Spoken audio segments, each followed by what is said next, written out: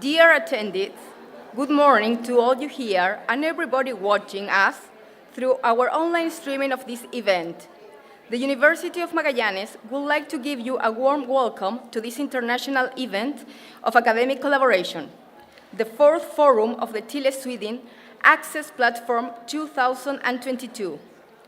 As a regional and state university with more than 60 years of regional presence, Universidad de Magallanes has the privilege of receiving nearly 200 Chilean and Swedish scholars who, after 4 years of virtual discussion due to COVID-19 pandemic, can finally meet, debate, and exchange ideas in person.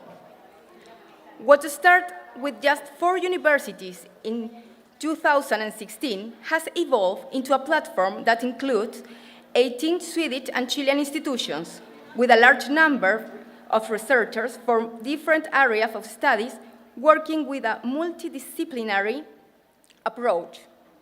We hope this fourth forum will help to strengthen foundations to this initiative and encourage the exchange of ideas between Chile and Sweden for many years to come. We salute the authorities who are accompanying us here today, central, regionally, diplomatic officials, community members, and special guests.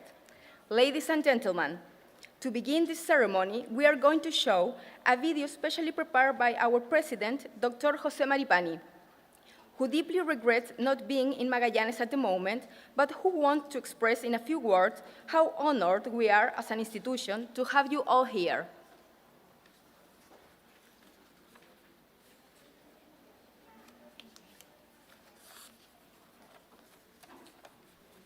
Dear representatives of the Swedish and Chilean universities and institutions, welcome to Magallanes and welcome to Universidad de Magallanes, UMAG. UMAG is a 60-year-old public university located in one of the last pristine regions of the planet, the subantarctic ecoregion of Magallanes, as well as Antarctica. As a public university, we promote 32 undergrad programs and 9 graduate programs. Special mention should be made of the first doctorate in Chile in subantarctic and Antarctic science, to provide professionals and to generate capacities in basic and applied research to meet the needs of the region and the country. All our academic performance is associated with the scientific, economic, and social development of the southern tip of America.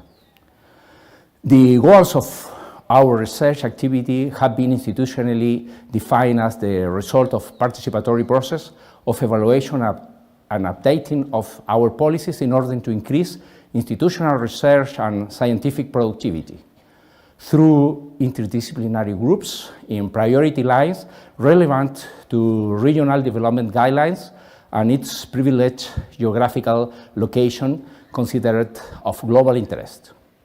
We have 4 strategic lines of research: subantarctic and Antarctic science, energy and environment, human population and regional identity in high latitudes, and human development. In this context, we have received support from the Chilean government to provide the region with adequate infrastructure for the development of frontier research, especially in areas such as biomedicine and subantarctic biocultural conservation, and to take advantage of the enormous opportunities of science due to this condition as a natural laboratory with physical, climatic, biological, and human characteristics that are unique and unrepeatable in the rest of the planet. Also due to Magallanes' closeness to Antarctica, which is the last great frontier for knowledge and scientific research. We have been conducting long-term studies in the southernmost region of Chile and Latin America that have demanded high scientific standards for more than 60 years. Currently, we have positioned Magallanes at the national and international level with some important research centers. This, together with other developments in the region, such as the arrival of the fiber optic Austral, will allow Magallanes an innovative development in science in scenarios of global change. I can also share with you that we have renewed our institutional accreditation and research for a period of 4 years, and our scientific publication continue to increase, with several of them published in prestigious journals such as Nature or Science. UMAG has 3 index journals as well. A number of publications which is reinforced by Ediciones Universidad de Magallanes, launching several books that also reflect the work and the creation of our academics. I want to invite you to participate in all the activities that we have coordinated and prepared together with the organizing institution for you. To work on this forum has been a great challenge for all of us, but especially for our university. We have done this with joy and hope, celebrating the possibility of decentralizing our academic activities and putting Magallanes at the center of this experience. On behalf of the whole community of UMAG, I want to thank you all for the opportunity and the honor of sharing this week with you. Enjoy Magallanes and have a successful and joyful academic experience.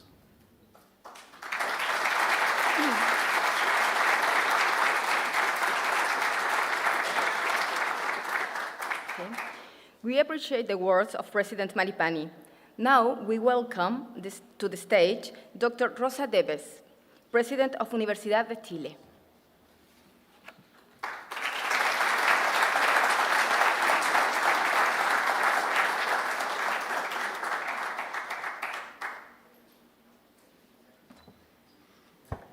Good morning to everyone.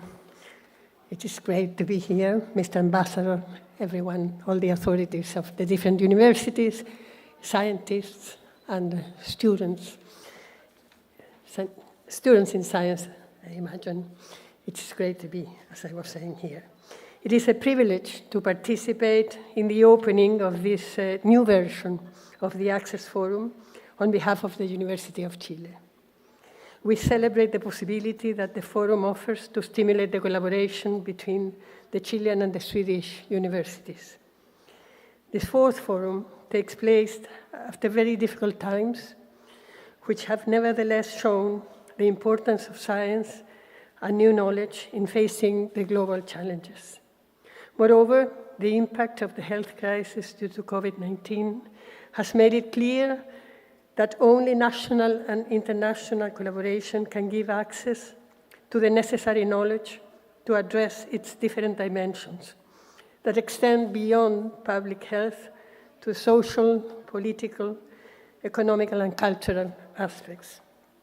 On this occasion, we are meeting to identify common challenges and to plan ways to promote actions that can contribute to produce knowledge that can make a difference to mankind. It is possible that we will be surprised again soon with situations that we did not foresee, but thanks to the collaboration that we are strengthening, we will certainly be much better prepared to address them effectively. We all understand that as universities, we have a critical role in the learning society and share the common mission of contributing to a better future that includes us all, while protecting the planet and attaining sustainable development. We recognize ourselves in our vulnerability, but also in our capacities to imagine, to invent, and create solutions based on a common good, more so when we do it together and across different cultures.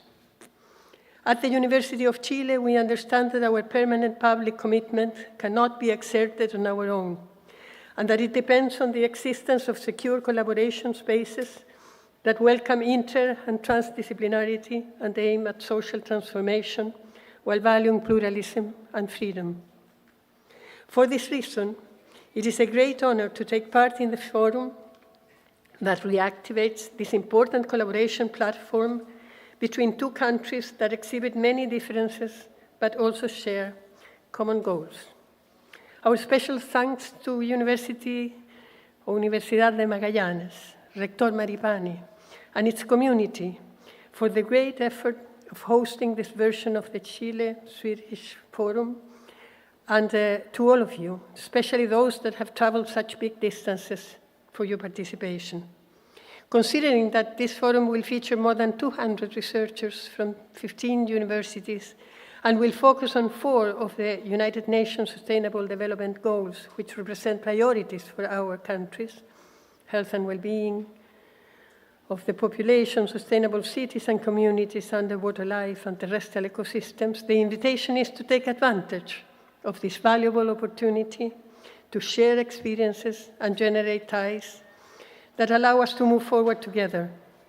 I wish you a wonderful time, full of stimulating discussions and conversations that will surely bring new life to our institutions and the communities that they serve.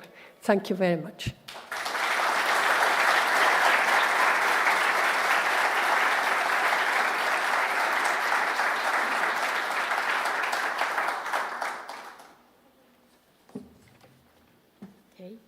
Thank you, Dr. Dives, for your insightful words.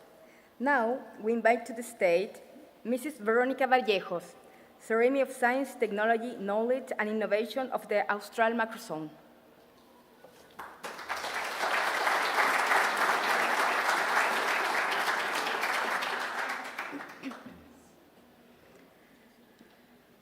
Ambassador, President, all the authorities of the universities that in this stage, researchers and students. Good morning, everyone, and welcome on behalf of the Ministry of Science, Technology, Knowledge, and Innovation to the macrozone, the Austral macrozone, the biggest of Chile, the less dense, but the one that is open always to new science and the main gateway to Antarctica of our country. Our government goals include to orientate the science, technology, knowledge, and innovation at long term, to strengthen institutions and research areas, to create new research and innovation capabilities in less developed regions of the country, and to build a new relationship between science, technology, knowledge, and innovation with our society. All objectives that are related with the SDGs 3, 11, 14, and 15 of good health and well-being, sustainable cities and communities, life below water, and life on land. The focus areas that the focus areas of the academic collaboration between Chile and Sweden. Saying that, I hope the work you will be developing during this week not only will enhance your actual collaborative work, but also could be a first step to improve the collaboration with researchers of the Austral macrozone, Aysén, and the Magellan and Antarctic regions, searching for new information to support the zone, to produce new knowledge as requested of their own territories, and to face climate change. Have a great week, and thank you very much.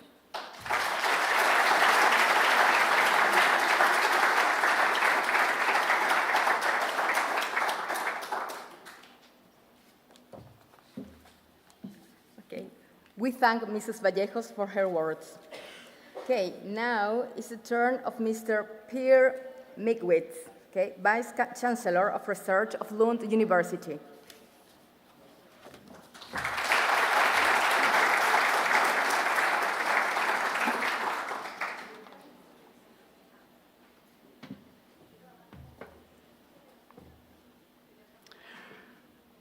All right, fantastic to be here.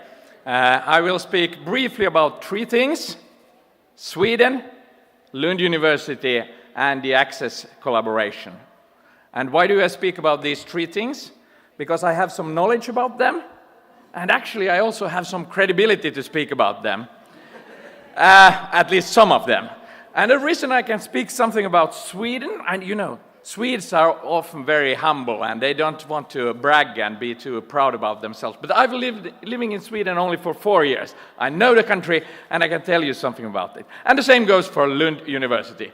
And Access, this is actually the first on-site event, but I've heard something, so I know something about that as well. Let me start with Sweden, and we are a long way from Sweden right here. But I think it's really important that there are some features of Sweden and Chile that makes it the foundation for this collaboration especially good. And sometimes when you are in, I guess in Chile, but you know that better than me, but in Sweden, we take some things for granted, and therefore we don't know that. And I think I can say, because I've been in Sweden for just 4 years, Sweden is one of the best places in the world to do research and actually for higher education. Because it's a country where we have a democracy, a functioning democracy, we have a good welfare state, we have very little corruption, and a well-working public sector. These are all things that make it good to be a researcher and teacher in Sweden. In addition, the Swedish state is one of the countries in the world who put most resources for research, and also one where higher education is really highly valued. In that sense, I think for you who are for Chile, that please remember we have a lot to offer from Sweden, but we also have a lot to gain. That's all I want to say about Sweden here. Let's move to Lund University. And we are many universities from Sweden here. They are all great universities, so I will keep this very brief. But Lund University is the broadest university in Scandinavia. It's a top 100 university. And we are very proud that 2 weeks ago we got ranked 12th in the world when it comes to research and education in sustainability. So again, we, along with the other universities from Sweden, have a lot to offer for this collaboration, but also a lot to gain. Let me then say finally something about Access, the collaboration.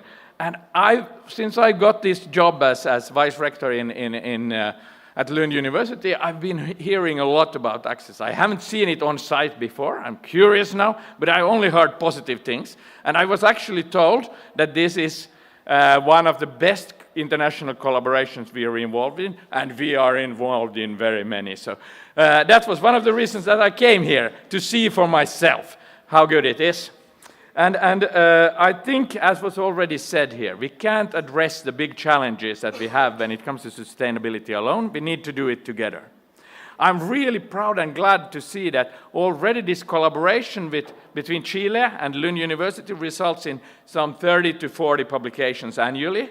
I really hope we will increase that. We also have joint courses in PhD education. I hope that we will have more focus on that. And this is what we will, and you will, develop during these days. And we will hope to develop the framework so that it is as good as possible.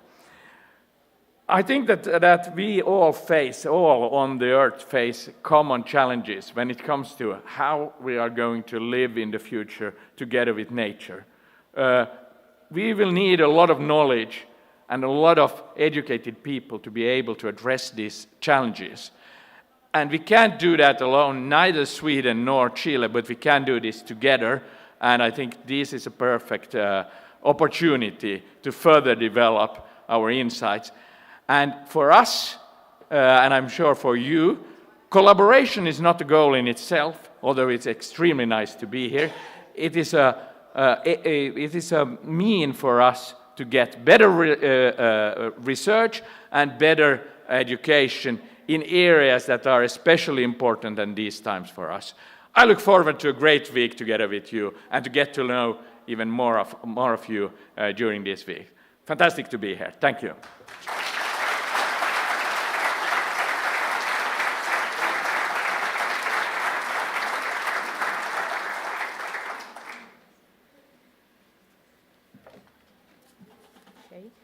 We thank Mr.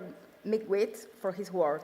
Now it's the turn of Mr. Pedro Buchon, Vice Chancellor of Research of Pontificia Universidad Católica de Chile.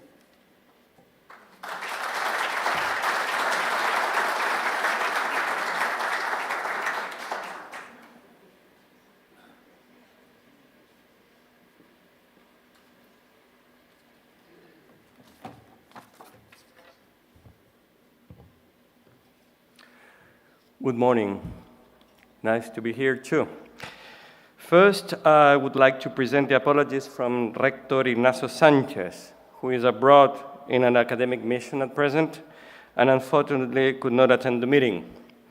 President Sanchez has been a very enthusiastic founding member of this forum from the very beginning, 6 years ago, and has participated in all previous versions, either in Chile or in Sweden, but unfortunately he was not able to be here with us, but he sends a warm welcome to you all.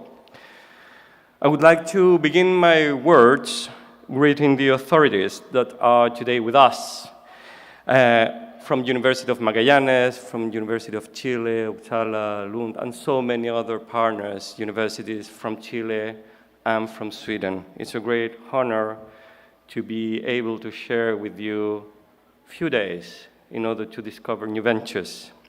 And also I would like to thank the central, regional, and diplomatic officials that are today with us, as well as the community. Of course, our academics, our researchers, our students, and all special guests that are with us today sharing this very exciting week. And yes, today is a day of joy, and the entire week is a reason for joy. After 4 long years, we are able to host, as in-person event in Magallanes, the Chile-Sweden Academic Forum, Access. After the COVID-19 pandemic, we're able to be gathered, working together as researchers, contributing to address, as was mentioned, 4 key sustainable goals.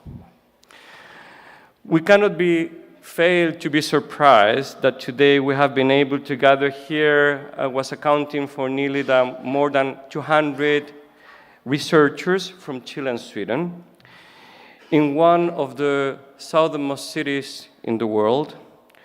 And thus, I would like to especially thank Universidad de Magallanes for hosting this event today and being able to provide us such a wonderful organization to host this 3rd forum.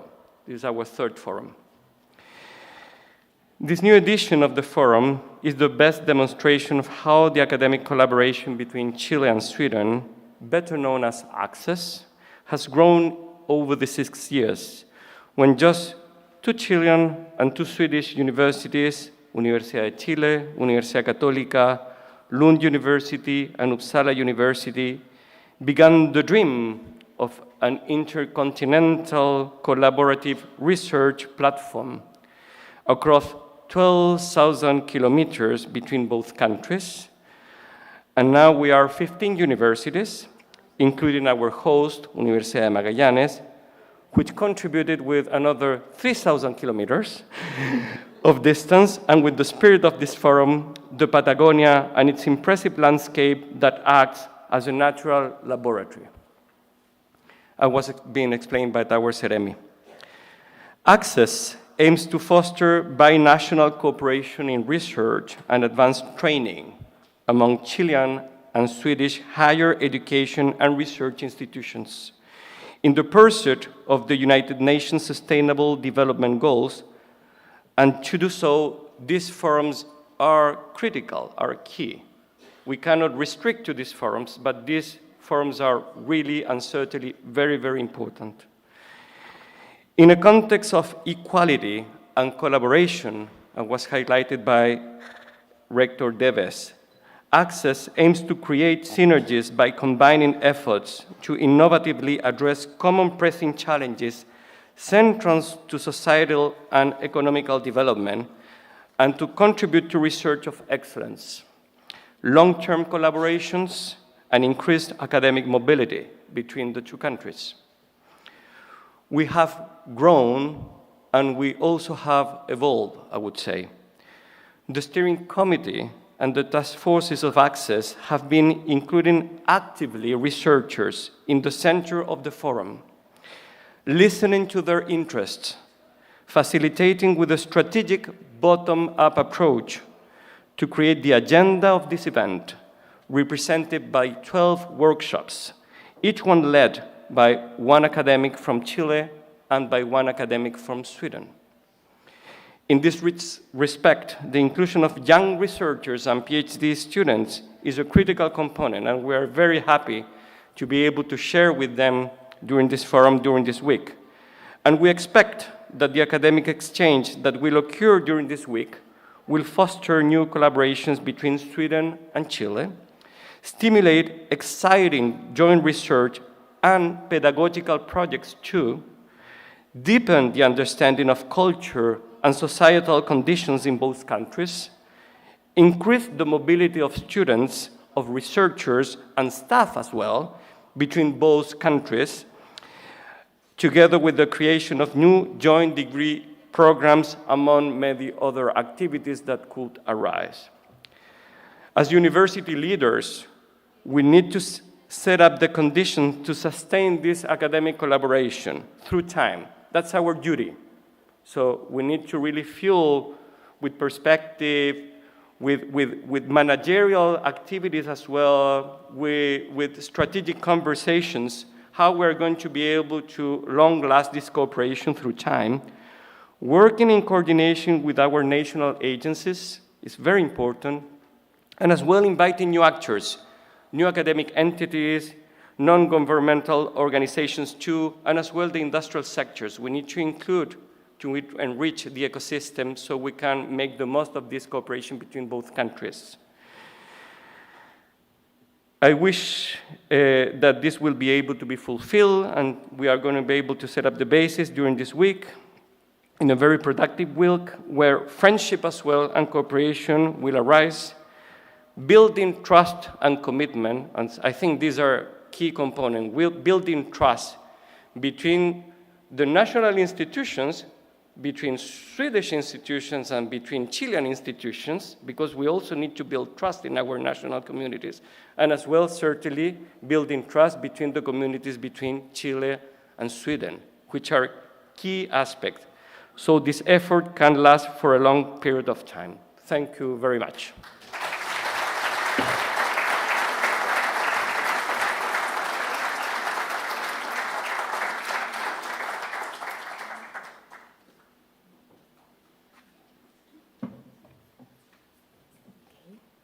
We thank Mr. Bouchon for his speech. Now, to give a brief description and evolution of the Access platform, we invite to this stage Mrs. Stacy Sorensen, Director of the Pufendorf Institute for Advanced Study of Lund University.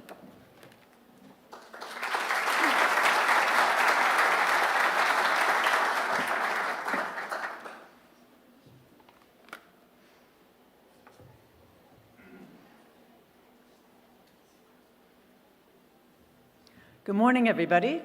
It's fantastic to see so many people here from Sweden, from Chile, from universities, from agencies, from the ambassador's office.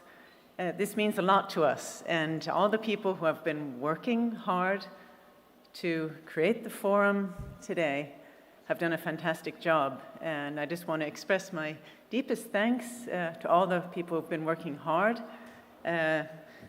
It's a big project, it's an exciting project, it's built on passion, on science, and also on curiosity. And as Pedro said, Access is not just about science, it's really about so many other things. And I think today we can really see the fruits of all this labor, but very fun labor.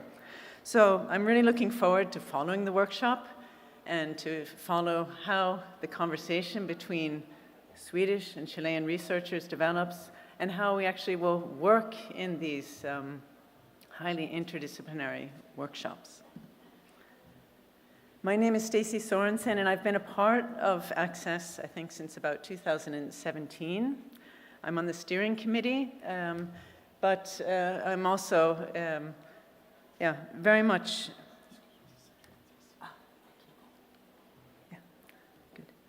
I'm very much excited about Access because the role of the steering committee is not to actually create something, but it's more to try to focus things. And I'll try to give you a picture of how we see Access, how it's been developing, and actually how it works. We heard that there was a brainstorming meeting in 2016 40 participants came up with the general ideas and the goals for access. You may recognize some of the people in this picture because they are in the room today. Important people for keeping the idea of access not only alive, but it's continually evolving. In 2017, the first real forum was held in Lund, and the number of participants was now well over 100. And the enthusiasm and the ideas were incredible. But when we had the next forum in Santiago, there were 250 participants. So you can see the idea of access has been attracting new researchers, and also the way that we work has been appealing to more and more universities.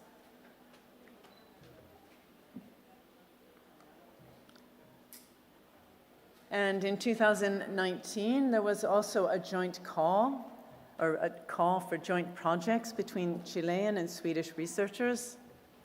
4.2 million Swedish crowns were offered from the Swedish side, and that amount was matched by the Chilean side, and it was STINT, the Swedish internationalization agency, in collaboration with CONICIT, the previous national funder for Chilean research, funded 8 projects over the period of 2019 to 2022.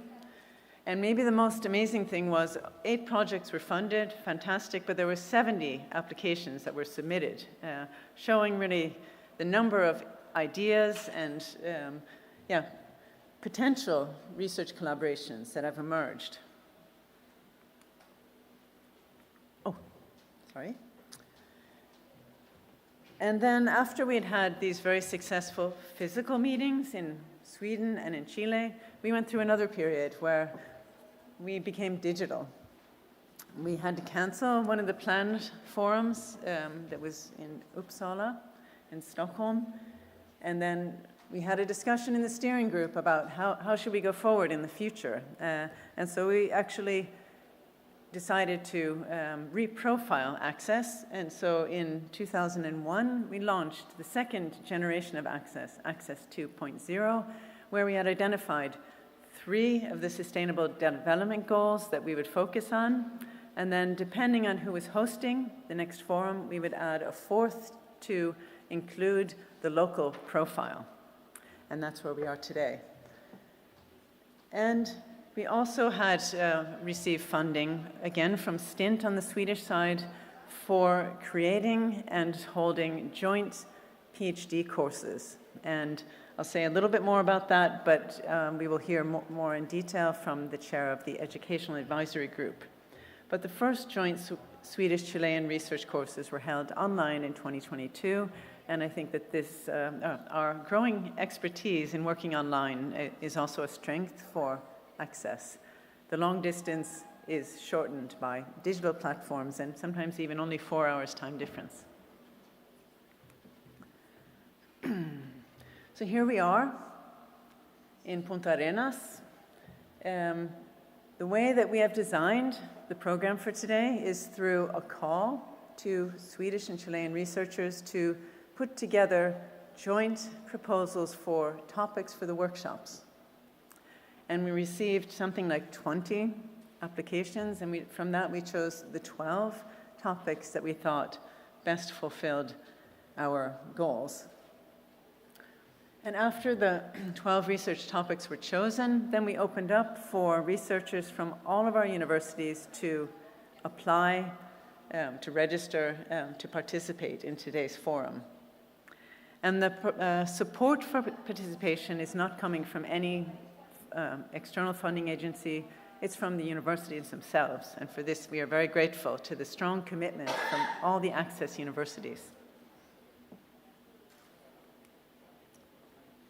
And as we heard, in 2016, there were only 4 very nice universities involved, but it's much better today where it says 15, but I think we've heard 18. I think 15 are actually participating in the forum, but there are 18 universities which are a part of the Access platform. And this is fantastic. And we have also the very much appreciated support from different agencies, and I can mention these 4, which are shown below. which are supporting our activities in different ways.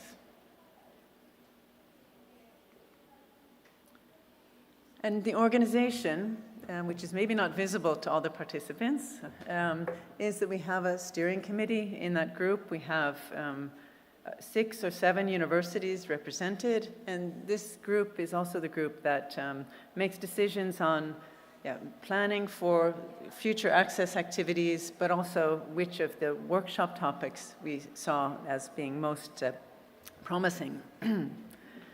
So we have the steering committee, which is sort of the main committee for access. We have also the educational advisory group, whose purpose is to work with the joint PhD courses. And so that educational advisory group owns all the questions around the courses, and we have also a certain amount of funding for educational development. And they work independently, but basically report to the steering committee. We have also a General Assembly where all the universities who are a part of Access are represented.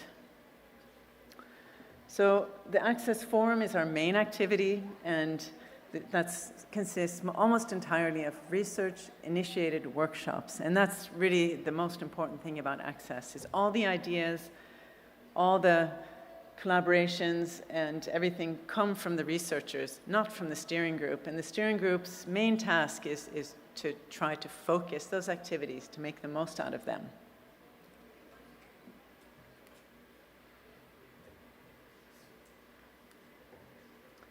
And so we chose 12 topics from about 20 applications, and the way that we chose those was to look at those which are really in line with our 4 Sustainable Development Goals. Also to look at topics that would attract a very broad set of researchers. So we have the idea of interdisciplinarity also being an important aspect of the Access research platform. We wanted to have also a good balance between Chilean and Swedish researchers, and to see the potential for great research, continued future collaboration, and possible funding. And today, November 2022, we're here in Punta Arenas. We will have the next physical meeting, the forum, in Sweden in a year and a half. So here we are, almost summer in Punta Arenas. May and June will be hopefully summer in Sweden. And the host of that will be Stockholm University, which we are very happy with. And they will be assisted by the Royal Institute of Technology, also located in Stockholm. So we know a little bit about what's coming in the future. And then we hope to meet again in 3 years in Chile, and then in 4.5 years again in Sweden. And that's the horizon for Access 2.0. So I want to thank again everybody for coming here, long distances, short distances, but mainly for bringing your ideas, your enthusiasm, your curiosity. And for all the universities who are backing up and supporting Access, and the funding agencies, and the task force, who's done a fantastic job, and the steering committee. And I wish everybody best of luck, and enjoy your time in Punta Arenas and then in Puerto Natales and the fantastic national park, Torres del Paine. Thank you.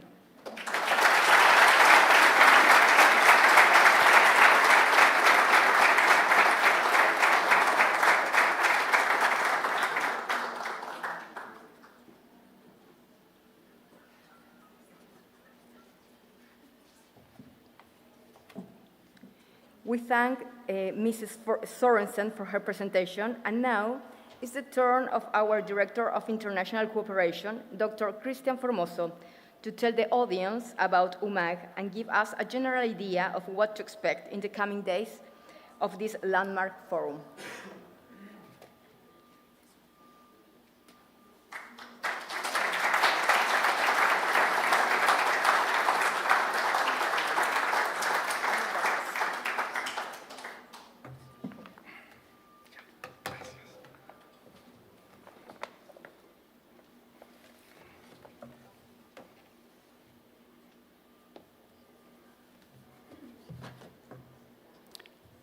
Good morning, everybody.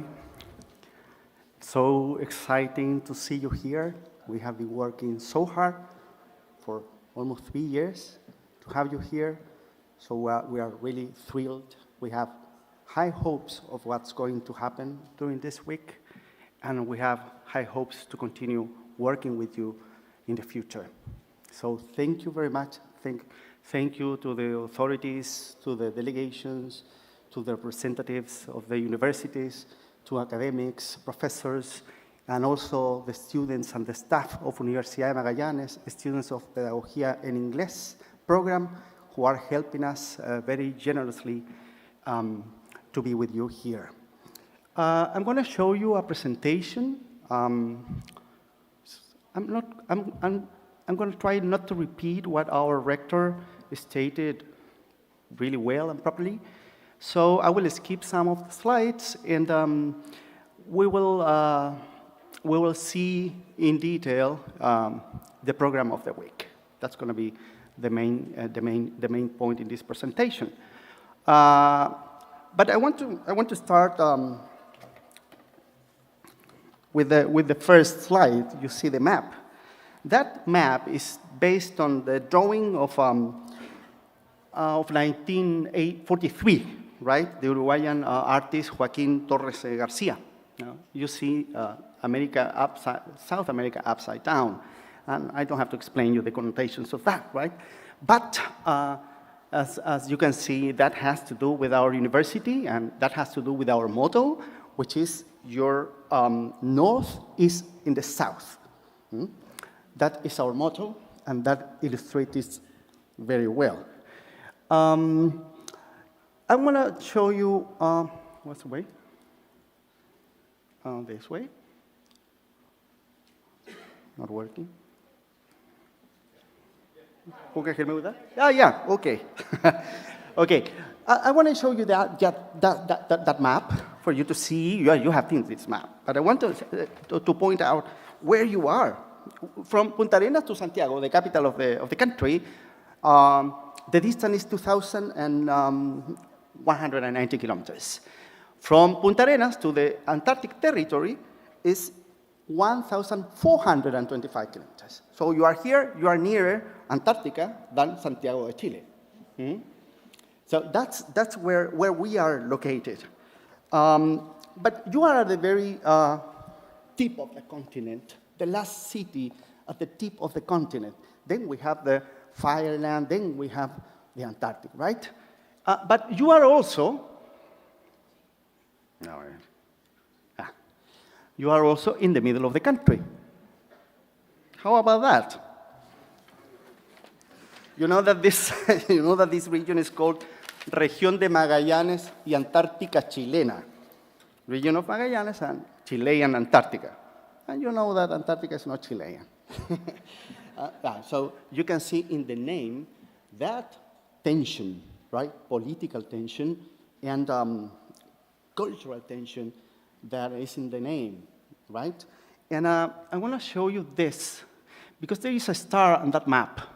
So that point, the sign says, you are in the middle of the country, because the distance from this point, which is 50 kilometers to the south of Punta Arenas, to the northern border of the country is the same that the distance between this point and the South Pole.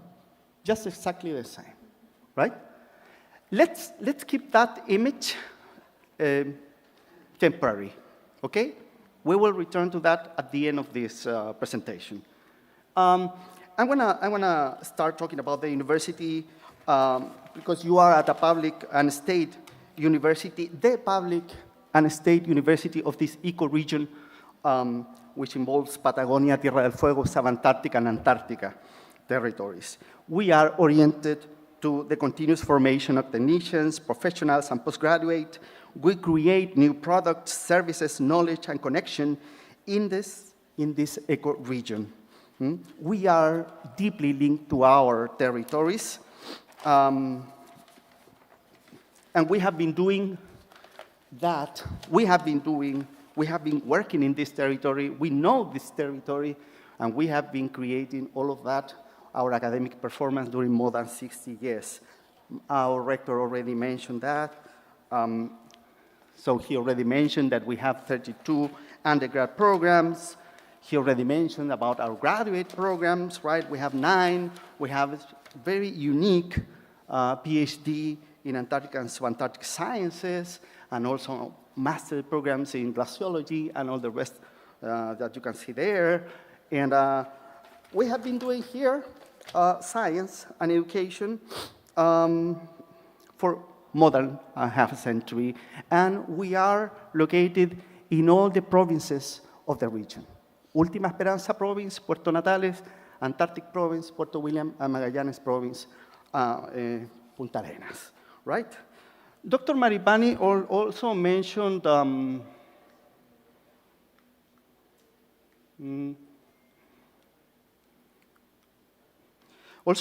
the 4 strategic lines for research, right? So Antarctic and subantarctic sciences, biodiversity, and Antarctic and subantarctic marine and terrestrial ecosystems, energy and environment, which has to do with generating and processing efficient use of energy, human population, and regional identity, has to do with native people, cultures, and also contemporary studies of inhabitants, and human development, which has to do with psychology, biology, social and education studies. Our key, right, is that we are a natural laboratory, right, of enormous opportunities for science because we are a natural laboratory with physical, climatic, biological, and human characteristics unique and unrepeatable in the rest of the planet. At this parallel, we don't have more, right? Cities, parallel 53, right, in the rest of the world. And so some informed numbers about our research. You see our faculty there, how many master's degrees, how many PhD we are, how many faculty in total, and the projects, and all the financing sources that we have been having during the last years. Also, in terms of publication, we have 209 articles published during 2020, and we keep that pace year after year. In relation to research, we have also some important research centers. I'm going to mention just 2 to make it short. We have el CADI, el Centro Asistencial Docente de Investigación, the Care Educational Research Center, the CEBIMA, the Center for Excellence in Biomedicine of Magallanes, and that's the purpose of those centers, to generate a pole of scientific and academic development in the region to contribute to the health of the population. Some numbers related to the building and the project for CADI, and we have another important center, which is Subantarctic Center, Cape Horn, Puerto Williams. We are working here with many universities, incluyendo Universidad Católica, Universidad de Chile, incluyendo North Texas University, and we have 3 areas in that, a building with 3 parts oriented to 3 areas of action, 3 missions, right? One is education area with technical, vocational, tourism of special interest part, then the area of conservation with a sustainable tourism in Cape Horn Biosphere Visitor Center, and then we have the research area with long-term transdisciplinary studies. You see the location there, and you see the importance of that center in the global geography and science. You see how well located it is in the very south on Navarino Island, and you see that we have 3 national parks in the context of that ecoregion that are going to be preserved, researched, right? And we're going to create knowledge and actions of education in that context. We are exploring parallel 60 south, right, with this center. We have expanded the limits of exploration and research, and we are very proud of that. Tonight, you will have our keynote speaker is going to be Dr. Ricardo Rossi, who's going to talk about the program of that center. So here we are. We have been waiting 3 years to have you here, and we have everything planned for you to enjoy and work and have a great experience here. This is the website of the forum. Okay. Please visit it because we update it every day with the newest versions of the program, with new pieces of information, anything that might change. You know that things might change because of different situations. So please check that, right? And you will find there the program, the detailed program with the schedule of everything. And then you will have some other information on the same page. You have this map of the forum locations, which I already sent in an email on Sunday.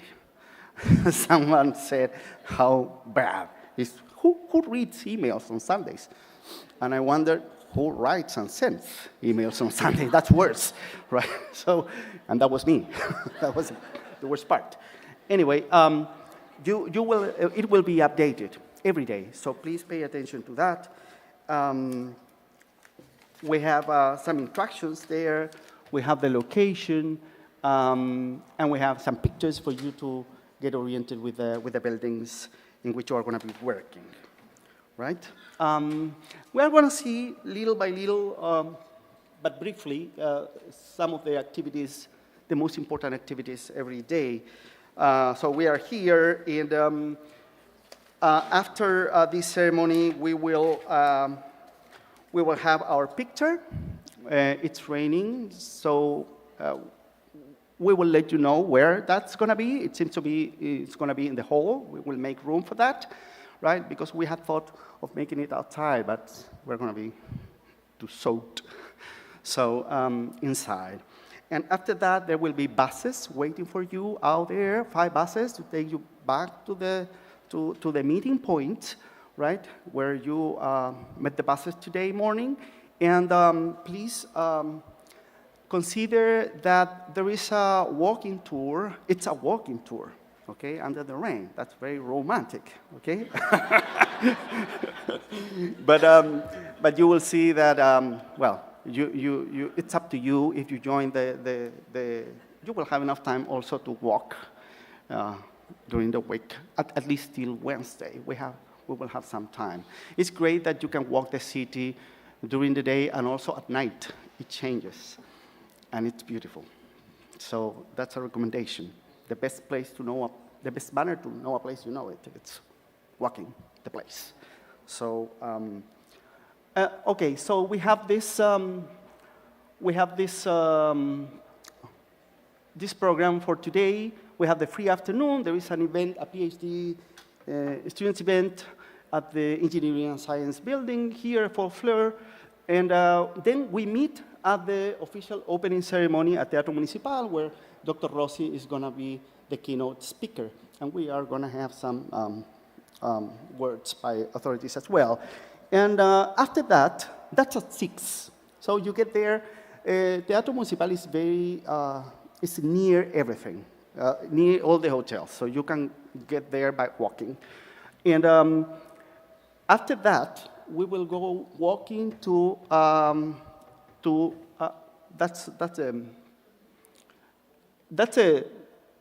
the facade of the Teatro Municipal, and that's, well, some of you are staying here. Casino Dreams, right? Hotel Casino Dreams. So that's where the reception is going to be tonight. Okay, so we're going to go walking. Some of us are going to be leading you to that, and you will have instructions at the end of the ceremony as well. Tuesday and Wednesday are similar days. The only exception is that on Tuesday we have the Sweden Embassy cocktail, small cocktail. It's at 8 at Cadi. You have the address here because there is no transportation schedule. And, but we start at the meeting points, 8:30. leaving and coming here to start working at 9 in your 12 research themes. We have the coffee break at the library at 10:30, and then we resume the work. And lunch is between 1 and 2 p.m., and the book lunches are going to be available at the library as well. Then you return to your work sessions, and then you take the bus here outside this building, right? And you return at 6. So you have 2 hours tomorrow to get ready for this small cocktail at 8 at Cadi. Don't worry about we have the map here for you to see the,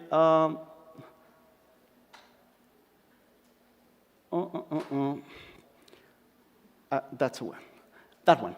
So you have here the name of your group, you see, the name of the building, the name of the group, and the classroom in which you are going to be, right? So you find this, the colors are also identified there, and this building, which is a big one, we are here, that's there, here we are point, right? You will stay here.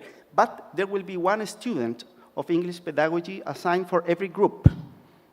So they will be waiting for you when you leave the bus, and they will lead you to the rooms in which you are going to be working. So no problem with that. You won't, second day you will be totally familiarized with the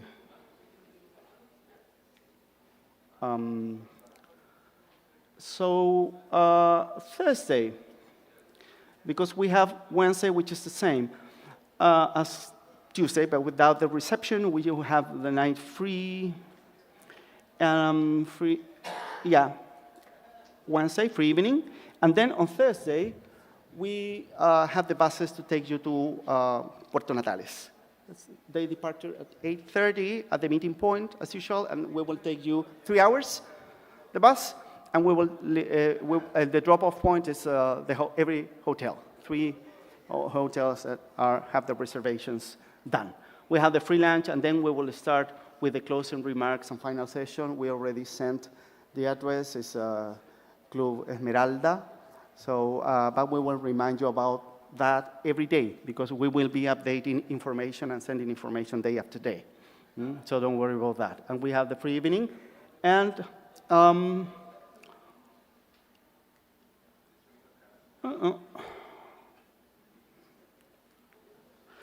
that's a great day. That's a great day, right? So we will depart to National Park Torres del Paine, and we will spend the whole day there. We have Cordero al Palo in a very nice place, and we will have some words also to share, an open mic for you to share your thoughts and feelings and sensations about this wonderful week. I will talk. I won't be able to avoid it, but short, not like this. Saturday is we're gonna pick you up of the hotels, and we are gonna have 2 buses to. Could you please put it again? I'm sorry. On Saturday we're gonna return directly to the airport. So there are gonna be 2 buses that pick you up at different times in the morning to have you here. So that's a whole program. Please keep checking the website, checking your emails, because we're going to be updating information. I want to return to the first image, right? Because I started with that. What is the sense? What is the sense of starting with that? I wanted to stress that because that's an allegory. I see the allegory in this. It's this is the center of the country, in spite of the fact that that's a manner of saying, right? There is a political intention there. There are social tensions and political tensions. The image is useful to represent our moment here. We are decentralizing Chile. We are here at the southernmost city in the continent, right? To work together, to research, right? To spend time together, to make friends, and to create knowledge. So when we decentralize, we go for equality, we go for cooperation, we go for future, as all the rest of the speakers have addressed. So that is that is why we are so proud of being part of this. And we are really honored to have you here, and we thank you so, so much.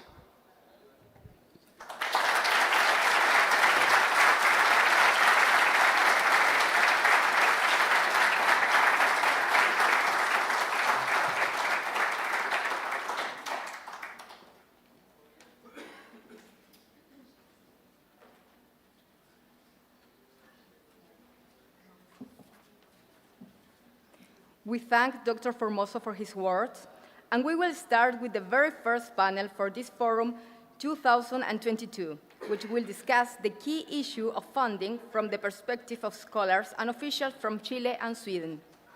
The panelists are Mrs. Madeleine Darvid-Hielt, General Secretary of Medicine and Health at the Swedish Research Council, Mrs. Karin Rentfors, Professor of Limnology at Lund University. Via Zoom, we will hear from Mrs. Charlotte Growitz from EUR-AXESS-LAC, and Mr. Miguel Cornejo Herrera, Regional Manager, Latin America and the Caribbean at Lund University. So, let's invite them now to take their seats and to begin their discussions.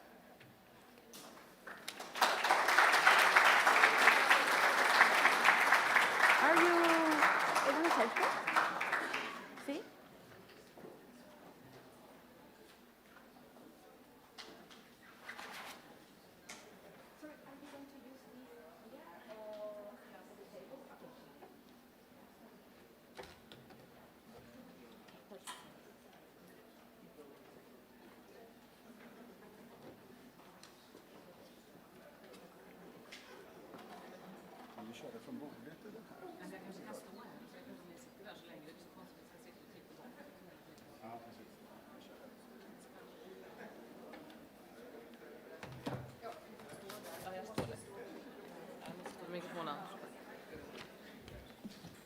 So it's a great pleasure for me to be here and present the work of the Swedish Research Council. We are one of the main state funders in Sweden. And I'm well aware of the need, of course, for public funding. And I should just say, I'm not the one that makes the decision, but I just want to stress that I have some funds on my own, and I think this is a fantastic initiative. So the people that organize the meeting in 2024, please reach out to the Swedish Research Council and me then. So I first want to put the Swedish Research Council in a perspective. I don't know if you can have the next slide for me.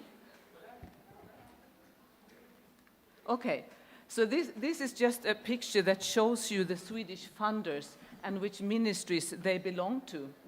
So basically, this is an overview of the public research and innovation system in Sweden. So we are the Swedish Research Council, so we work under the Ministry of Education and Research. And I'm sure you're aware of the other Swedish funders as well, because many of them, including the Swedish Research Council, have collaborations with Chile.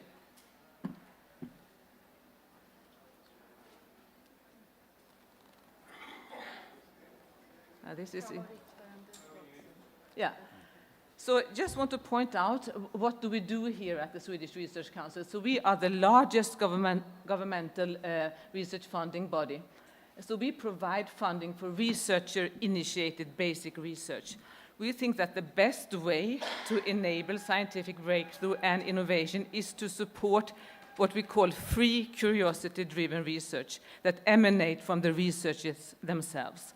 But of course, strategic initiatives are also important, so we also support strategic initiatives in research.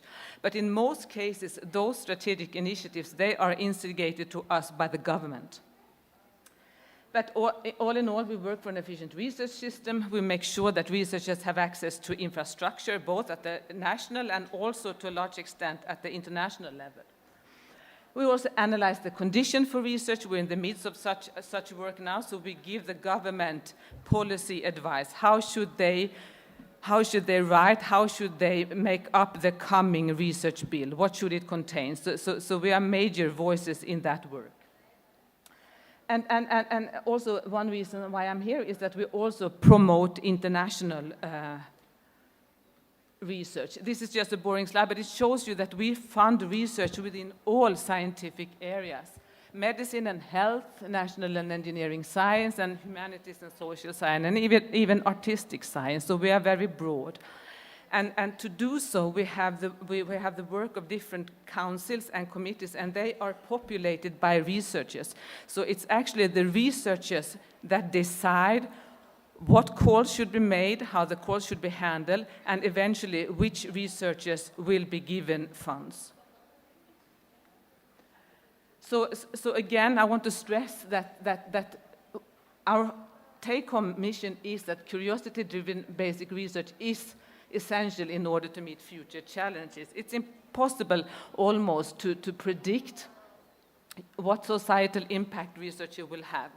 You know, we can list many examples of it, and it's also important to remember that it may take decades or centuries before we know the benefits of the discoveries, and I think that is very clear from the pandemic, because the mRNA vaccines and the PCR diagnostics that were developed, they were based on results from curiosity-driven research that was carried out over many decades, you know, starting even with the discovery of DNA and the structure of DNA and the identification of mRNA and so on and so forth. But again, of course, some strategic initiatives are important, but when they are developed, they should be developed together with the researchers so that we still maintain the bottom-up approach. But our other motto is also that we fund research of the highest scientific quality, and we do so in open competition where the best research ideas are awarded. We have efficient and very clearly defined processes for our work, and we use peer review in order to find the research of the highest scientific quality. And as I said, we have researchers on our boards, councils, and committees. I just want to show you briefly the types of funding that we have. So we have research project funding that is support to one or more researchers to carry out a specific research project. And of course, Swedish researchers can apply for these project funders, and you could have international collaborators. It's possible actually to transfer money outside of Sweden. And we also have quite a bit of career support funding, meaning support for individual researchers to improve their academic career opportunities. So we fund postdocs, we fund starting grants, and we also fund consolidated grants. But this is just to mention a few, and we also support research schools to some extent. And this is just to show you how much money we distribute. So we distributed in 2021 almost 8 billion Swedish crowns. And that means that we finance just over 1/10 of the research at the different universities. And you can see that in blue here, the big chunk of the money goes to project grants, but we also spend quite a bit of money on research infrastructure. Almost 1/3 of our money is devoted to research infrastructure. And that money, of course, goes to big international infrastructures, such as ESS, for example, in Lund. And this is also to show you our annual cycles of applications, assessment and decisions. So annually we receive 6,000 applications. We handle 44 different calls during 2021. We have 90 review panels to help us with our work, and they are populated by almost 1,000 review panel members. And when we look at the overall approval rate, when it comes to all grant types, it's about 17 to 20%. So it's high, but it also depends on, of course, what you compare it to. In Denmark, for example, the approval rate in medicine and health is 10%. In Sweden, it's about 25%, it was this year. So it differs quite a bit also between the Nordic countries. I should also say that we do not only fund curiosity-driven research, we also are responsible for what we call national research programs, and they gather together different actors to work around major societal changes, and they are based on strategic agendas, and these are programs that stretch over 10 years, and we run several of these. for example, in antibiotic resistance, viruses and pandemics, and so on and so forth. So quite a money is being invested also in these national research programs.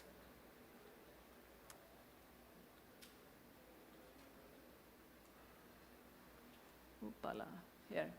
And again, like I said, I can take this slide very shortly. We do provide funding for national research infrastructure, and we are a member of many international infrastructures and organizations. So we spend a lot of effort on providing support to research infrastructures.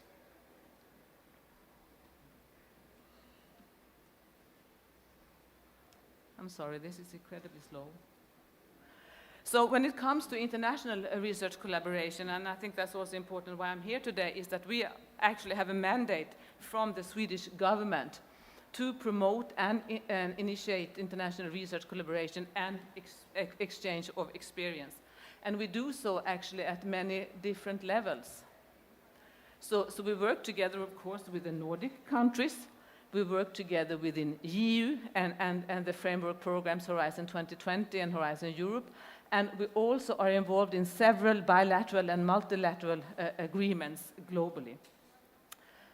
And for example, we are responsible for a joint programming initiative around antimicrobial resistance.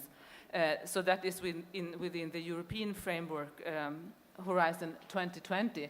So that the aim here is to support research around antimicrobial resistance. And I was very happy that Chile was one of the most recent members that joined this initiative. So we keep working together with Chile within JPI-AMR. And I shall also say that the Swedish Research Council is now responsible for developing the new partnership within AMR that is called One Health AMR. And I hope then for continuing collaboration with Chile in this partnership. And this is just a picture to show you, or a map to show you of the countries that we have bilateral and global cooperations with. So we support then funding of calls together. We have joint calls then with these different countries. We also provide policy support to government offices, and it also has to do with science diplomacy. And I would be very happy to have discussion with our counterparts I need here when I'm in Chile. So I think I'm going to stop here and hand over to you then. Or how do we do this? I guess it's me. Yeah? Thank you.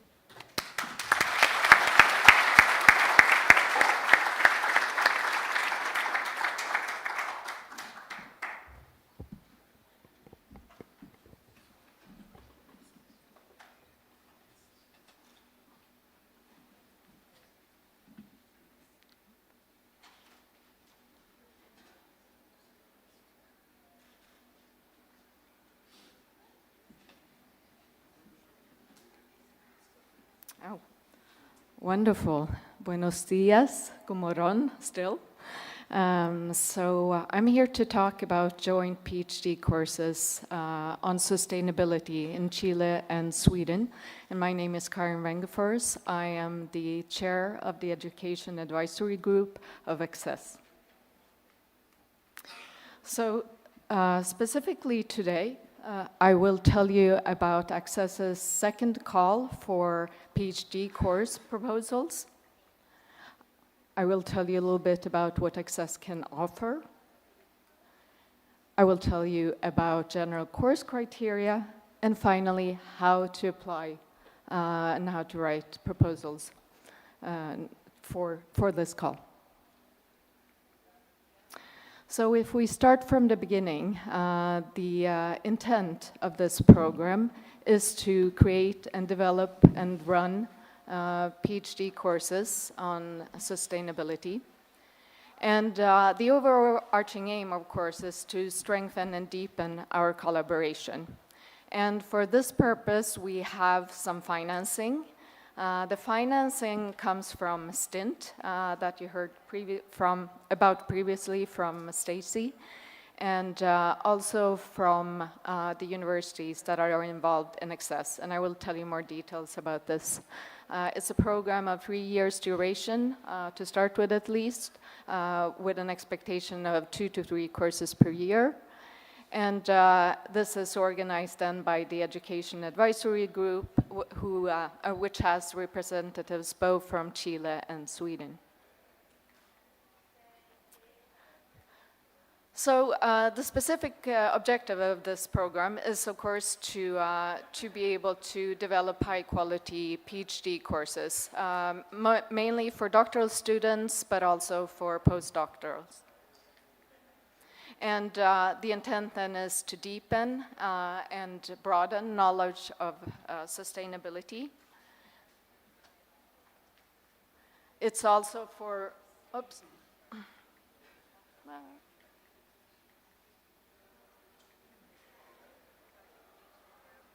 It's also for the students to learn core and transferable skills relating to sustainability and international collaboration, and to create a network between Chilean and Swedish doctoral students. So what is it that we offer? And I will try to explain this box to you. So basically there are two parts.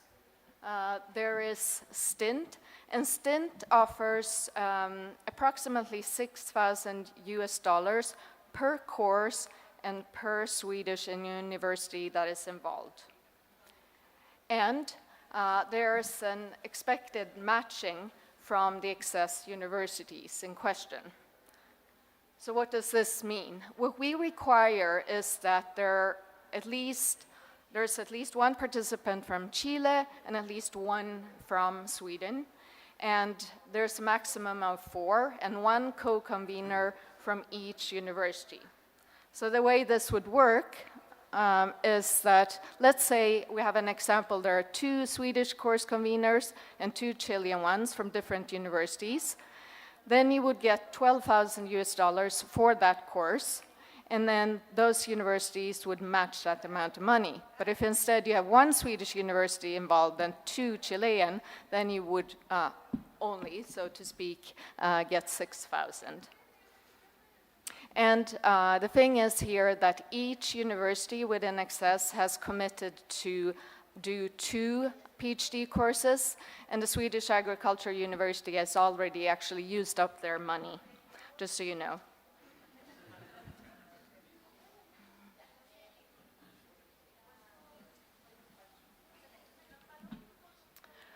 So what does this actually mean in practice for you as a potential course convener?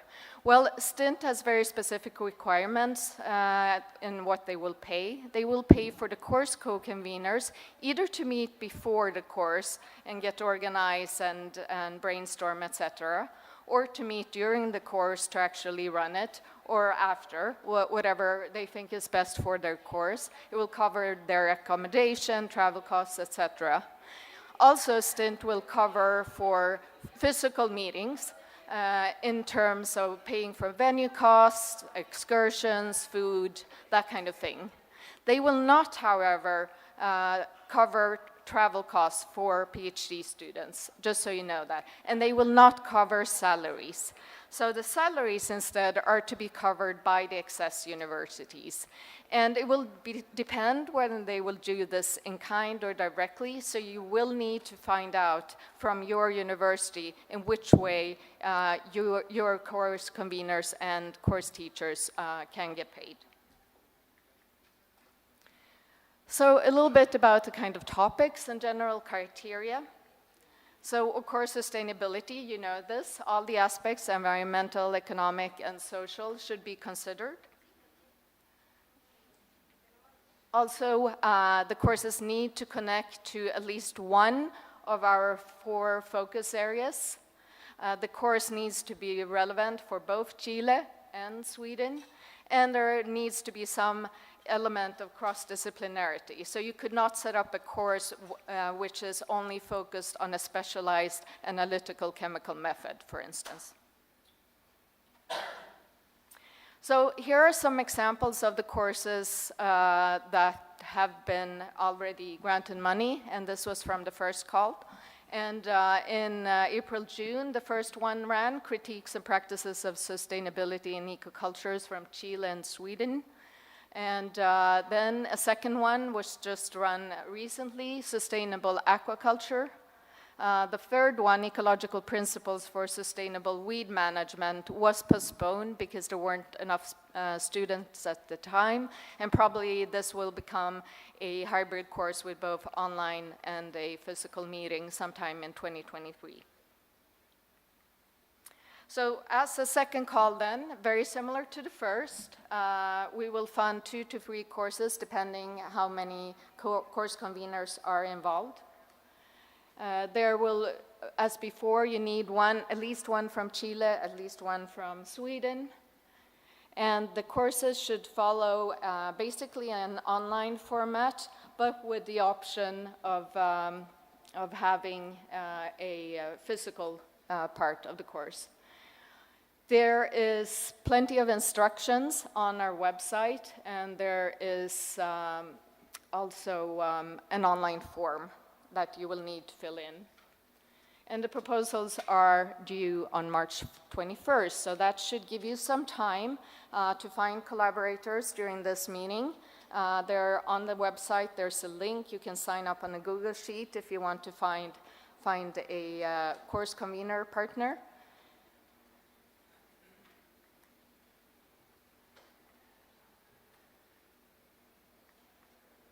All right, and yes, the course format, in general, we are looking for courses that are between 3 and 7.5 university credits, so that means 2 to 5 weeks, and it can either be all in one or spread across multiple weeks. And like I said, we expect an online environment because this is, after all, about sustainability, but we also realize sometimes it is absolutely necessary to have physical meetings, and so that option will be there in this call. We also provide pedagogical support for our course conveners. As you know, it can be very tiresome to sit in front of Zoom. And we really want to focus on having high quality teaching, interactive environments, and strong emphasis on learning outcomes. And in order to be able to do that a little bit better, we use some of the stint funding for an online teaching workshop. And some of you may have already taken it. It was given last year, and it will be given again on e-learning and intercultural communication. And at the time, there were 3 modules, so both on communication and on quality teaching online, digital tools, design, etc., and discussions around the different courses. And we will also add on an element of cross-disciplinarity.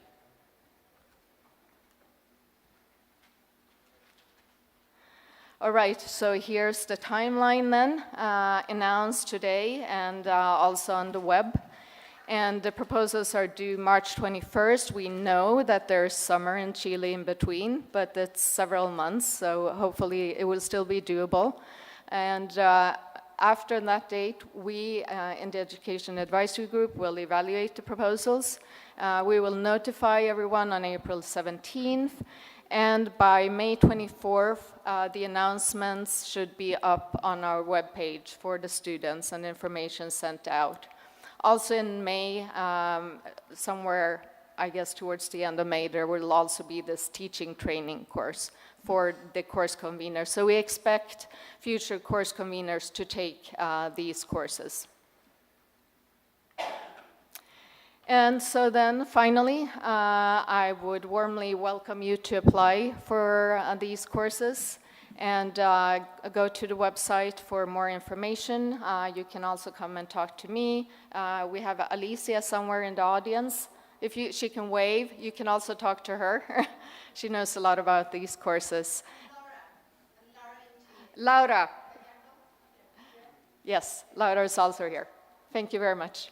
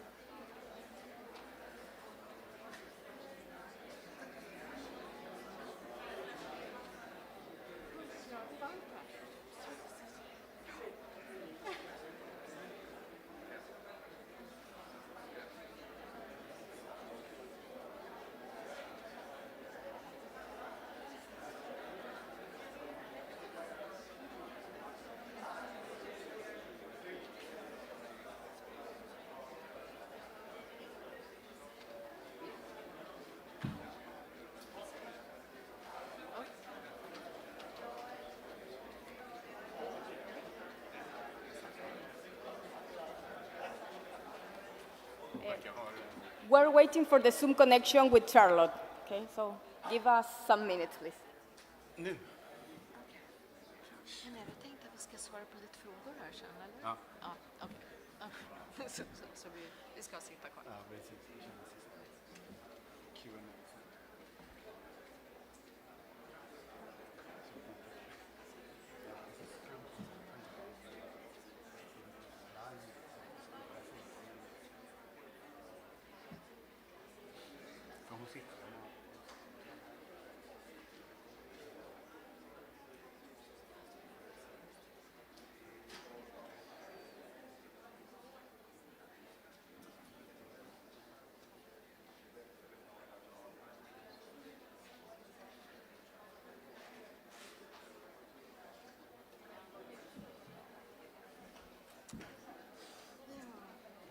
Kanske bara ska köra min presentation för klockan är ju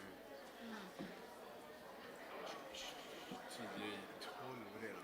Är du den sista?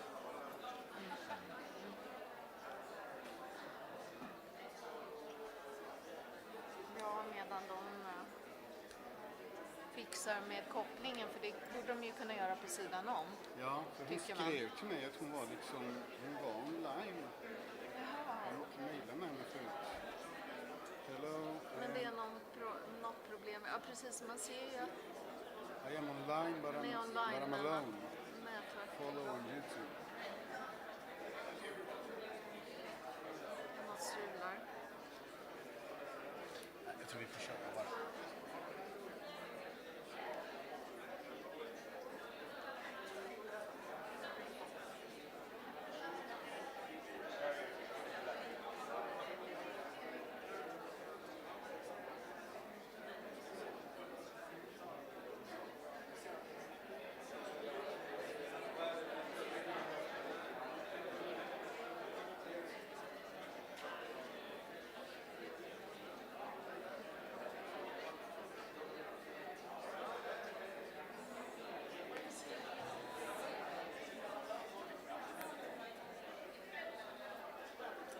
Det är fel länk som de har där. Jag ska inte skratta. Det är alltid komiskt när du är så här. Ja, precis. Och ändå har vi hållit på så här nu i snart 3 år snart. Ja, så blir det ändå strul med tekniken. Mira, me escribe que está online, pero no hay nadie, no hay nadie en la...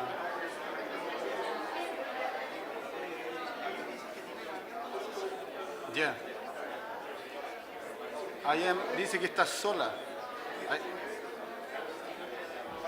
Sí, yo le doy nomás y a lo mejor la podemos tener después para el Q&A.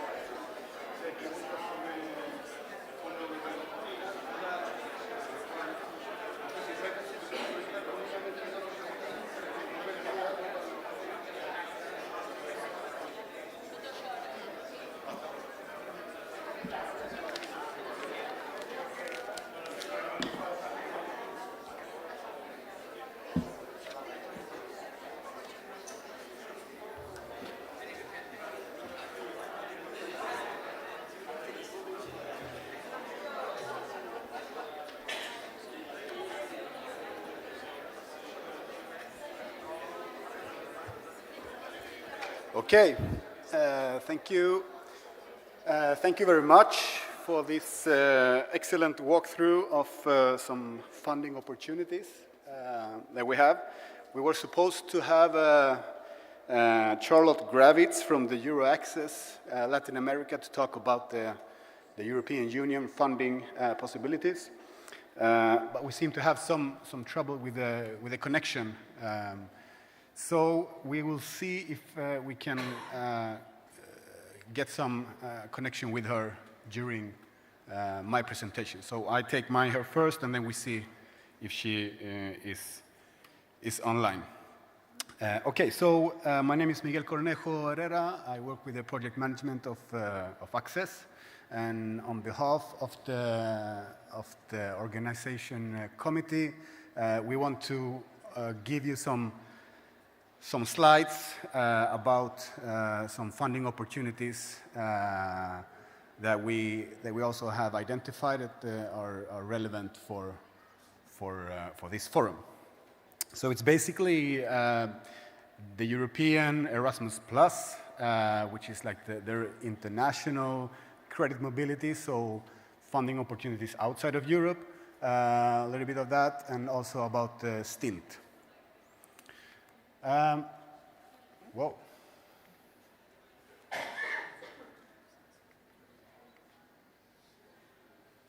Okay. Very sensitive. Here. Okay, good. So international credit mobility is basically funding for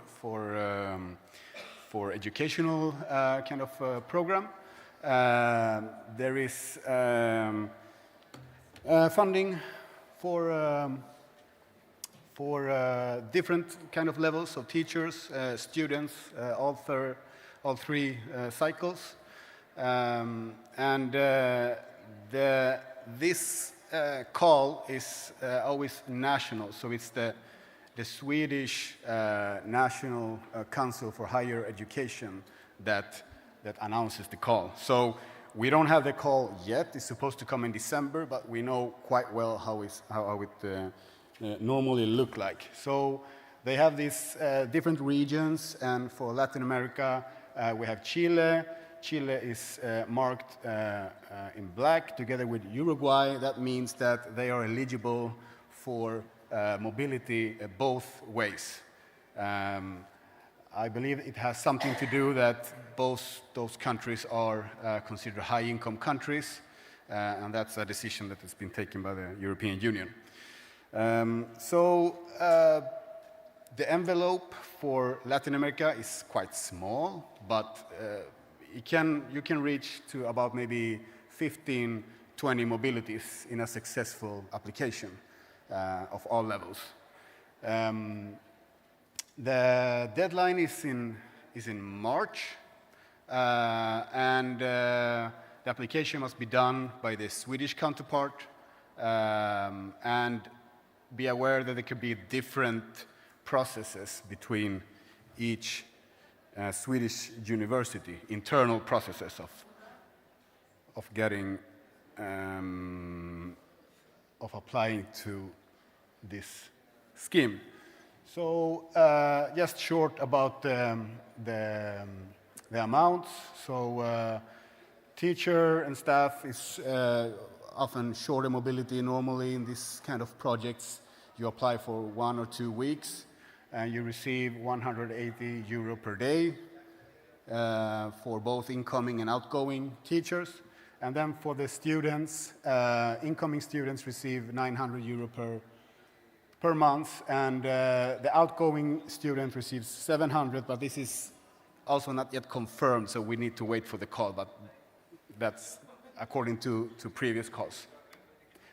What's also good to mention here is that what is new is that PhD mobility and PhD, the PhD segment is quite important now in this forum. We have 40 PhD students attending to this forum, so that could be good to know, a way of kind of spinning off the discussions during this forum is that PhD mobility doesn't need to be super long. It can be also short. So that's kind of a new for this year. Okay, I move on to stint. So they have basically 2 funding schemes that are relevant now for this forum. So they have the initiation grants, which are basically seed funding and funding for travel, so up to 150,000 kroner, approximately 15,000 euro.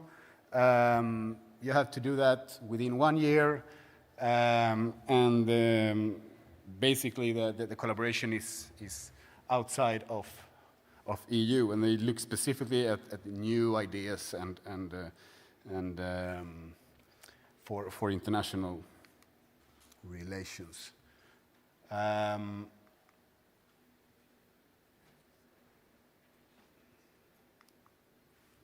Hello.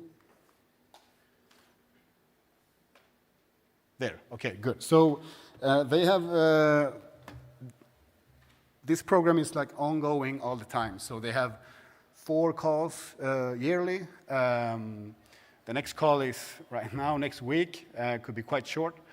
So this is the scheme for 2022. So for next year, it would look like kind of similar. So this is a very, I would say, very easy and reachable kind of tool, perhaps for you during this week to have in mind if you want to kind of do some follow-ups and have meetings during next year. It's a way of kind of applying for funding, and it takes 6 weeks from sending in the application till you get the decision. And my last slide is the strategic grants for internationalization. This connects a bit to Karin's presentation. So the joint PhD courses that we have funding for are from this financing scheme. So this must be applied by university management, and it's bigger money here. And it's also always co-funded. So exactly as Karin was presenting, like this half and half for the PhD courses, the same goes for all the strategic grants for internationalization. So up to 500,000 euro, it's possible to apply for a period up to 3 years. So maybe this is also some food for thought for the management representatives here. Maybe this could be one way of finding another way forward, and also, of course, all of yours ideas participating during this week. So if you have any ideas how we can work with this, please approach us, and yeah, happy to discuss all possible possibilities. So more information about this. STEAM's homepage, very accessible, and when it comes to Erasmus plus the international credit mobility, the Swedish Council for Higher Education, UHR. Thank you very much.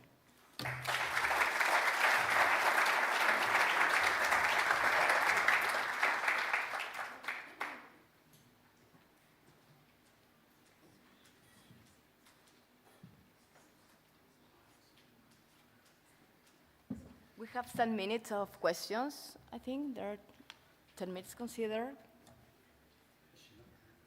Sorry? No, I don't know. No. Oh, there. No. Disculpen la pregunta, ¿se logró conectar? ¿Sí? Ok, gracias. Okay.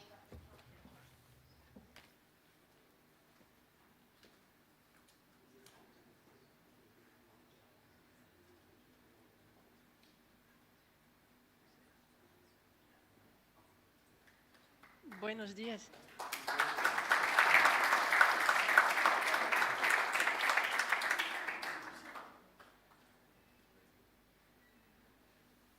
Hello, I cannot hear you, so if you could tell me if you're listening and if I can speak. Yes, I see your films. Good morning, everybody. Sorry for that. I was in another room. Nice to talk to you. My name is Charlotte.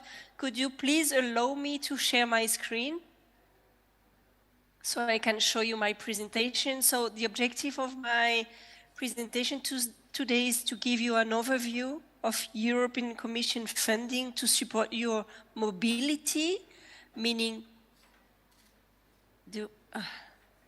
this is disturbing because I hear some things, but then... ¿Puedo hablar? ¿Me oyen? ¿Sí? Bueno. Good. Now I can share my screen. Bueno.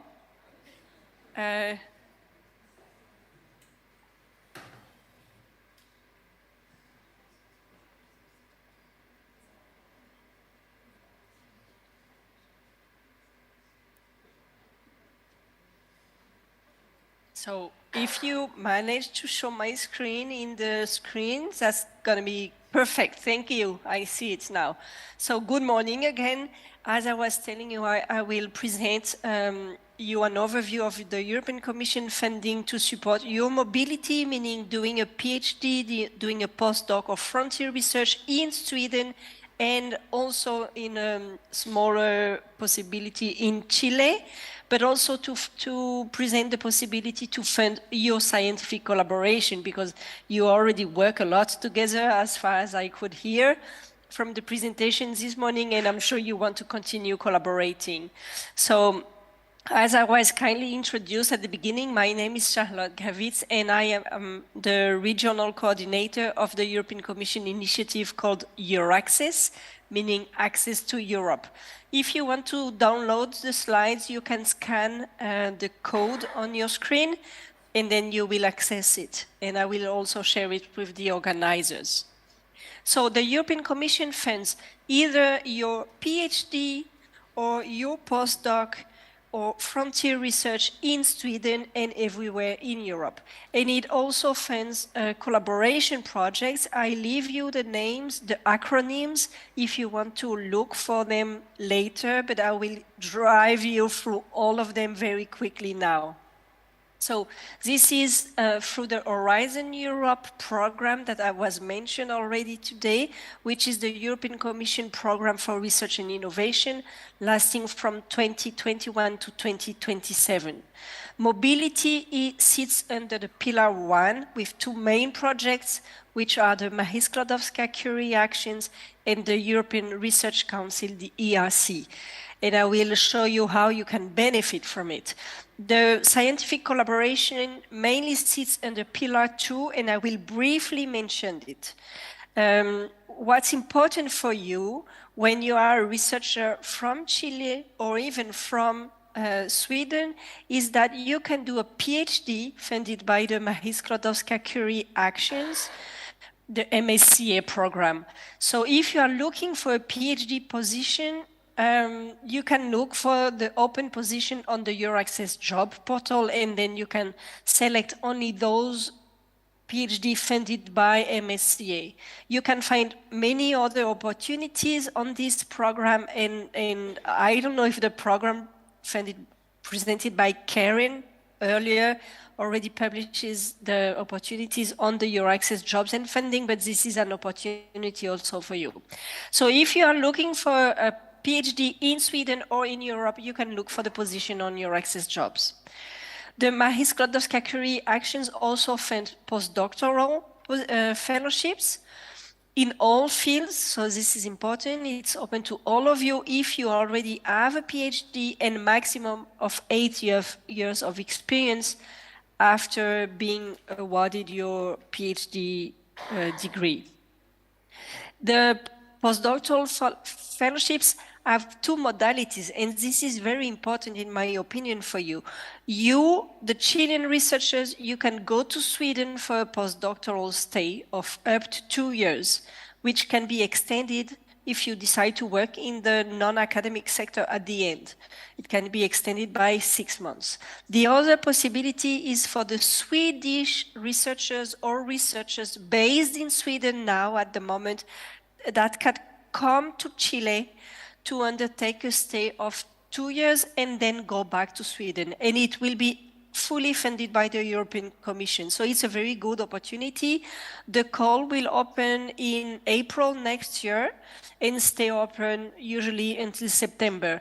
I share with you a link in the screen that you can look for more details to get familiarized with the opportunity, know how it works, what the European Commission is looking for, so you can prepare a good candidacy. This is a very good opportunity that will give you excellent working condition, a salary, but also an amount to support your family if you travel with your family, and much more. There is an important mobility rule saying that you cannot go to a country to do a stay if you have lived there more than 1 year within the last 3 years. So this is important to take into consideration. If you just came back from Sweden, you cannot go back right now with one of those fellowships. and same for Chile, if you want to go to Chile. Well, under the European Research Council, there are also opportunities to fund your frontier research, meaning the research you may want to undertake in Sweden. If you think out of the box, this is the right funding body to apply to, because they fund high-risk, high-gain research from researchers from everywhere in the world. So 3 types of individuals in grants. On the first line, the starting, consolidator, and advanced grant are for principal investigators as from PhD plus 2 years of experience. You apply with an institution in Sweden or everywhere in Europe, and you receive an amount between 1.5 million euros to 2.5 million euros for a research of 5 years. If you want to apply in a group of 2 to 4 PIs, you can apply to a synergy grant, and this is important to say that one of the PIs can be based outside of Europe, meaning one of them can be based in Chile if it was useful for the research project. It's the case, for example, for a researcher in astronomy from the Universidad de Concepción, who works with his colleagues in Europe under a synergy grant that gives them more than 10 million euros for 6 years. It's also possible to be recruited by those PIs who have an ERC grant and do a PhD, do a postdoc, be recruited as a researcher, and you may find a position when they are open on the Euraccess jobs portal, as for the Marie Skłodowska-Curie actions I showed you earlier. So regarding collaboration, it's also possible to participate in any of the calls opened under the Pillar 2 of Horizon Europe, and the Chilean legal entities, meaning the universities, laboratories, but also SMEs, industries, museum, etc., can participate in a consortia together with their Swedish colleagues. But you have to remember that under Horizon Europe, it will never be bilateral collaboration, but it's going to be international collaboration. You have to collaborate with at least 3 different European countries, and then on top of that, the Chilean can participate in any of the consortia. What is important is that the Chilean entity won't necessarily receive funding from the European Commission. They have to show their participation is essential for the project, otherwise they have to participate at their own cost. Okay, so in this sense, you can participate in the Marie Skłodowska-Curie calls. The first one, doctoral networks, offer the possibility to build a doctoral network to train PhD students. It's relevant for you because I see that you do it already bilaterally. So if you want to expand this experience and work with other European, then you can submit a proposal to a doctoral network call.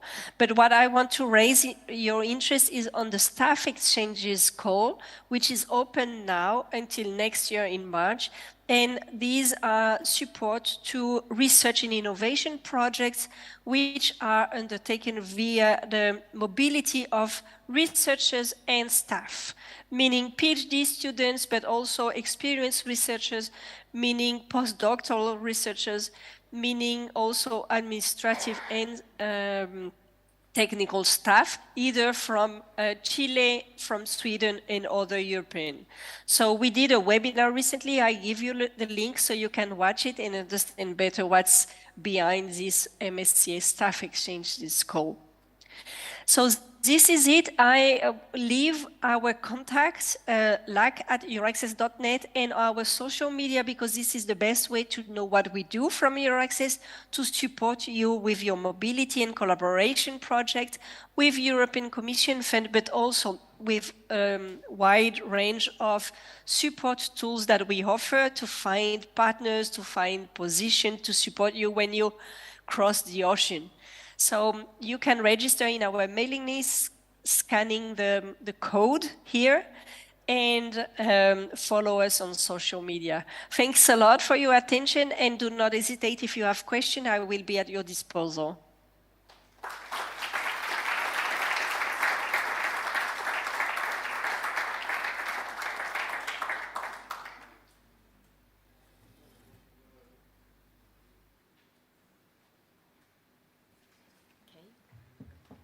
So we invite you if you have any questions or if you want to clarify some doubt.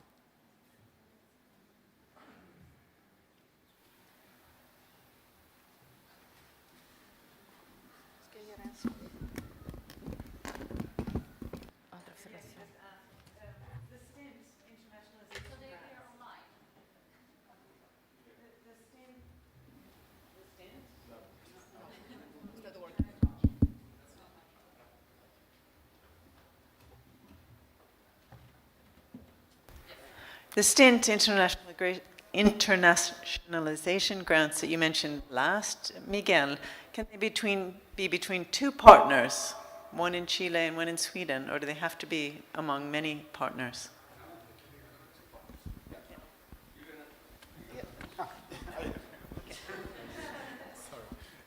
Hello?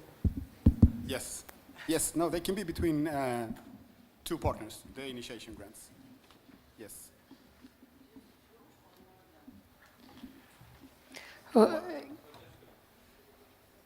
Yeah, so a Swedish applicant with the second applicant outside of EU.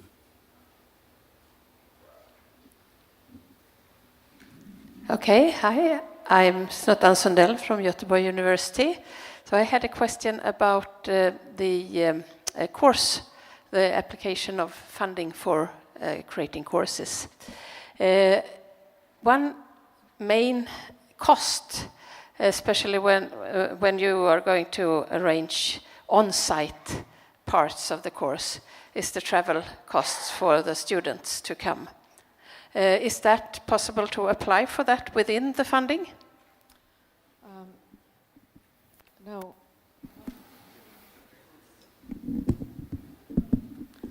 Can you hear me now? Yes. No, unfortunately, STINT does not cover that, so the PhD students would have to look for local scholarships at their universities or nationally. Thank you.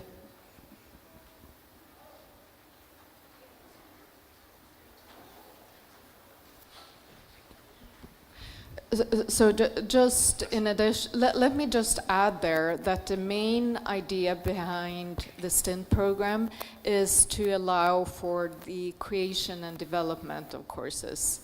It's not primarily for running them, because all of us who are teachers know how much time it takes actually to develop a new course, and so see the STINT program more as an initiative to develop, to get together with other course conveners. Good morning. One of the possible sort of development that we have discussed here with Vice President for Research at national level is to foster dual or joint PhD programs, okay? So one of the actions we have been trying to persuade the government on, and we haven't been successful so far, so I wanted to discuss with you whether you think that this is also that could be discussed in Sweden, is the following. At present, we do have grants for our students to follow their PhD studies within Chile. And we have also some grants for students to develop their whole studies abroad. And what we have trying to persuade the authorities is that they're able to sponsor 2+2 PhD projects. It means that, to present projects which allow students to be in each country for a period of 2 years under a frame of probably joint supervision or dual supervision or joint degrees, whatever can be sort of developed. So my question is a little bit wide.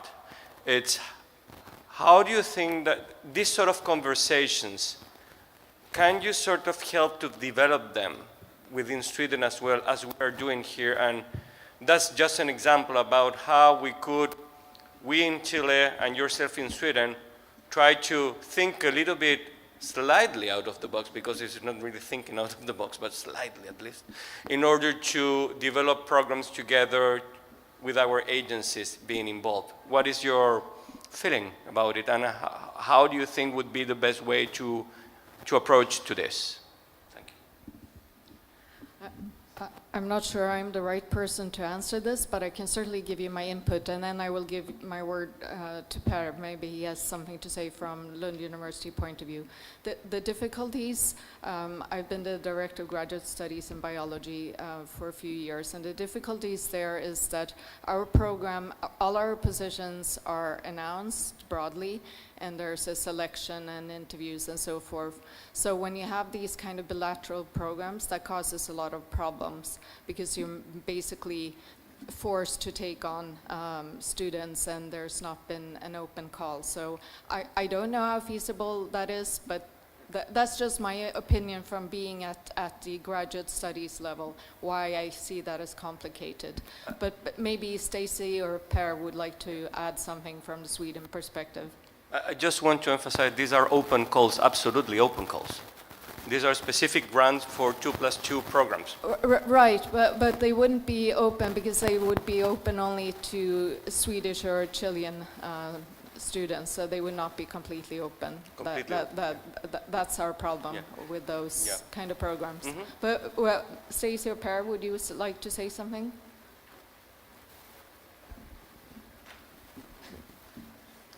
Well, I think you said already the most important things, but in addition, I think the conditions for PhD students in different countries are quite different, and that is also something to figure out in this kind of 2+2. So I see a lot of challenges, but we are here to solve challenges. Of course, we can continue to discuss about also this. Yeah, and if I can add on, I mean, one alternative, I think, is to do these longer research days, estancias, where you would come over for maybe half a year or a year to the other university in the other country.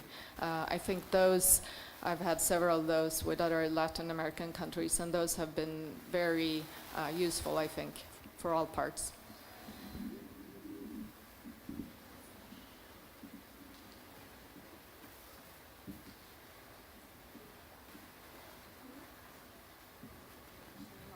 One more questions? No? Okay, let's warm applause to our panel for this inaugural discussion. And now, okay, applause, sorry.